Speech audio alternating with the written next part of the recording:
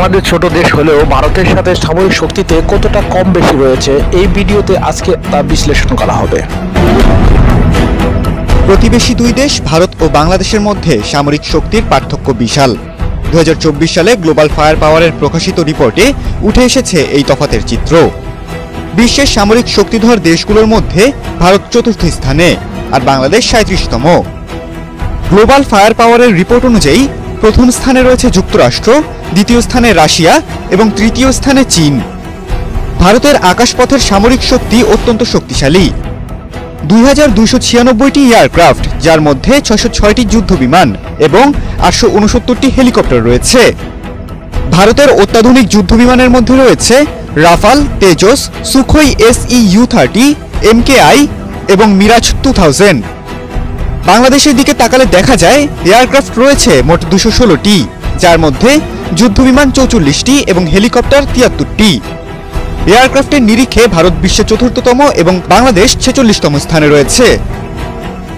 ভারতের হাতে রয়েছে 4614টি ট্যাঙ্ক, 702টি রকেট আর্টিলারি এবং 1,51,248টি সামরিক গাড়ি।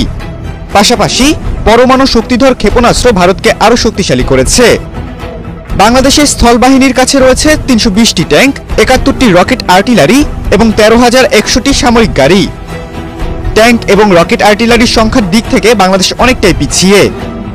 নৌবাহিনীর ক্ষেত্রে ভারতের হাতে রয়েছে 294টি নৌযান, এর মধ্যে 12টি ফ্রিগেট, 12টি ডেস্ট্রয়ার, 18টি সাবমেরিন এবং 2টি এয়ারক্রাফট ক্যারিয়ার রয়েছে।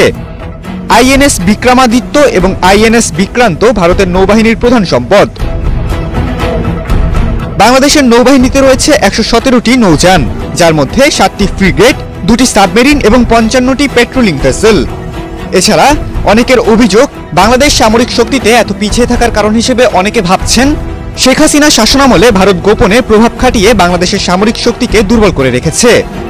তাদের দাবি, ভারত চেয়েছে যাতে বাংলাদেশের সেনাবাহিনী কখনো ভারতের দিকে কোনো স্ট্র্যাটেজিক চ্যালেঞ্জ ছুড়ে দিতে না পারে। তবে হাসিনা সরকার পতনের পর বাংলাদেশ সামরিক ও অর্থনৈতিক খাতে আরও উন্নতি করতে পারবে বলে মনে করছেন বিশ্লেষকরা। তবে অস্ত্রশস্ত্রের দিক থেকে বাংলাদেশ পিছিয়ে থাকলেও এদেশের ভৌগোলিক অবস্থান বেশ সুবিধাজনক। বাংলাদেশের দক্ষিণে বঙ্গোপসাগর, পশ্চিমে ভারত এবং পূর্বে মিয়ানমার, যা নৌযুদ্ধ ও গেরিলা কৌশলের জন্য উপকারী।